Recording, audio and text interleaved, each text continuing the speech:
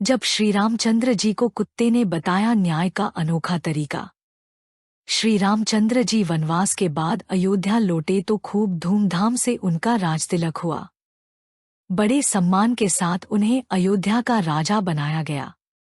राजगद्दी पर बैठने के बाद उन्होंने लक्ष्मण जी को आदेश दिया हुआ था कि भोजन करने से पहले देखो हमारे द्वार पर कोई भूखा तो नहीं है। एक दिन की बात है, लक्ष्मण जी ने श्री रामचंद्र जी से कहा, मैं अभी आवाज लगाकर आया हूँ, कोई भी भूखा नहीं है। श्री रामचंद्र जी ने कहा, दोबारा जाओ और जोर से आवाज लगाओ, शायद कोई भूखा रह गया हो। श्री रामचंद्र जी का आदेश पालन करते हुए लक्ष्मण जी दोबारा बाहर गए और उन्होंने जोर से आवाज लगाई तो कोई आदमी तो नहीं, वरन एक कुत्ते को लक्ष्मण जी ने रोते हुए देखा। अंदर आकर उन्होंने श्री रामचंद्र जी से कहा, बाहर कोई व्यक्ति भूखा नहीं है, बल्कि एक कुत्ता अवश्य रो रहा है। श्री रामचंद्र जी ने उस कुत्ते को अंदर बुलाया और कुत्ते से पूछा, तुम रो क्यों रहे हो? कुत्ते ने कहा, एक ब्राह्मण ने मुझे डंडा मारा है। श्री रामचंद्र जी ने ब्राह्मण को बुलवाया और उससे पूछा, क्या यह कुत्ता सही बोल रहा है?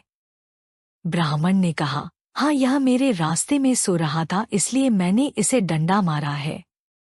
यह कुत्ते जहां तहां लेट जाते हैं, इन्हें डंडे से ही मारना चाहिए। श्री रामचंद्र जी समझ गए कि ब्राह्मण की ही गलती है, परंतु ब्राह्मण को क्या कहें, सो उन्होंने कुत्ते को पूछा, ब्राह्मण ने तुम्हें डंडा मारा तो तुम क्या चाहते हो? कुत्ते ने कहा, भगवान इसे मठाधीश बना दिया जाए।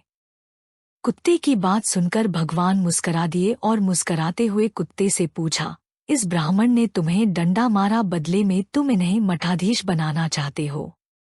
मठाधीश बनने से इनकी बहुत सेवा होगी, काफी चेले बन जाएंगे। इससे तुम्हारा क्या फायदा होगा?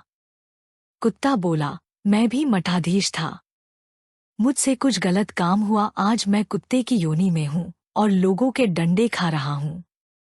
ये भी मठाधीश बनेगा, फिर कुत्ते की योनि में जाएगा, फिर लोगों के डंडे खाएगा तो इसकी सजा पूरी हो जाएगी।